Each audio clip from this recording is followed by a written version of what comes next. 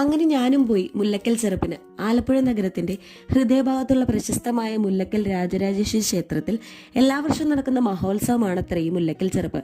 കേട്ടുകേൾവി മാത്രമേ ഉള്ളൂ മുല്ലക്കൽ ചെറുപ്പിനെ പറ്റി. ഈ വർഷം ഞാനും പോയി.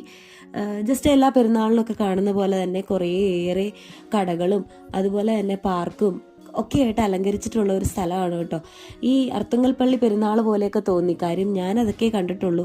പിന്നെ വൈക്കത്തെ അഷ്ടമിയൊക്കെ പോലെ ഒരു ലോങ് ഏരിയ മുഴുവൻ ഇങ്ങനെ കടയൊക്കെ നിറഞ്ഞ്, പണ്ട് നമ്മൾ കടകളിലൊക്കെ കാണുന്ന കുറേ ഐറ്റംസ്, കുഞ്ഞു കുഞ്ഞു പൊട്ട് സെറ്റുകളും മാലകളും അതുപോലെ തന്നെ കുഞ്ഞു കുഞ്ഞു കളിപ്പാട്ടങ്ങളും ഒത്തിരി ഐറ്റംസ് ഒക്കെ ഉള്ള ഒരു എന്താ പറയുക, ഒരു സൂപ്പർ മാർക്കറ്റ് പോലത്തെ ഒരു സെറ്റപ്പാണിത്.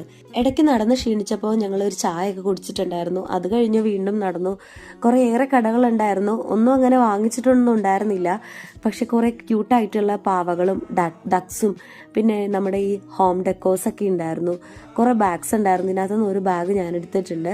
പിന്നെ കുറേ കുട്ടികൾക്ക് കളിക്കാൻ പറ്റുന്ന ഒത്തിരിയേറെ ഡോൾസും ടോയ്സൊക്കെ ഉണ്ടായിരുന്നു. പിന്നെ ഇങ്ങനത്തെ നമ്മുടെ കിച്ചൺ ഡെക്കോസ് അതുപോലത്തെ കുറേ ഐറ്റംസ് അവിടെ ഉണ്ടായിരുന്നു.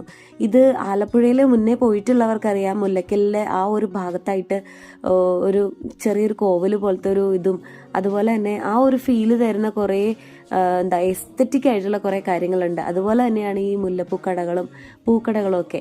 അതിന് തൊട്ടപ്പുറയായിട്ട് ഒരു ചെറിയൊരു പാർക്ക് പോലത്തെ ഒരു ഇതുണ്ടായിരുന്നു. അവിടെ ഞങ്ങൾ ജസ്റ്റ് ഒന്ന് കയറി എല്ലാം കണ്ടു. എൻ്റെയൊക്കെ ചെറുപ്പത്തിൽ ഞാൻ ആകെ പോകുന്ന വലിയൊരു പെരുന്നാളെന്ന് പറഞ്ഞാൽ അർത്തുങ്കപ്പള്ളിയിലെ പെരുന്നാളാണ്. അത് ഓൾമോസ്റ്റ് എല്ലാവർക്കും അറിയായിരിക്കും. പള്ളി മുതൽ ബീച്ച് വരെ ഫുള്ള് കടകളായിരിക്കും. ബീച്ചിലും അതുപോലെ തന്നെ കടകളായിരിക്കും. എന്താവശ്യം ഉണ്ടെങ്കിലും അവിടെ കിട്ടും. ആ ഒരു രീതിയിലാണ് അവിടുത്തെ കടകളൊക്കെ. അതുപോലെ തന്നെയാട്ടോ എനിക്ക് ഇതും തോന്നിയത്. വൈക്കത്തഷ്ടമിയും ഇതേപോലെ തന്നെയാണ്. പെരുന്നാളിനൊക്കെ പോകാനായിട്ട് കടകളൊക്കെ കാണാനായിട്ടൊക്കെ ഭയങ്കര ഇഷ്ടമാണ് എനിക്ക്. ഒന്നും വാങ്ങിക്കണമെന്നൊന്നുമില്ല, എന്നാലും ജസ്റ്റ് ഒന്ന് വിസിറ്റ് ചെയ്ത് എല്ലാം ഒന്ന് കാണുക. ഈ ഒരു കടയിൽ കയറിയപ്പോഴാട്ടോ ശരിക്കും ഞാൻ എക്സൈറ്റഡ് ആയത്. എൻ്റെ ഒരു ചെറുപ്പകാലത്ത് കഴിച്ചിട്ടുള്ള ഒത്തിരിയേറെ മിഠായികൾ, അതായത് ജീരക മിഠായി, കട്ടി മിഠായി, പുളി മിഠായി, ജാം, അങ്ങനെ ഒത്തിരി സാധനങ്ങൾ, മിഠായിയുടെ ഒരു കളക്ഷൻ തന്നെ അവിടെ ഉണ്ട്.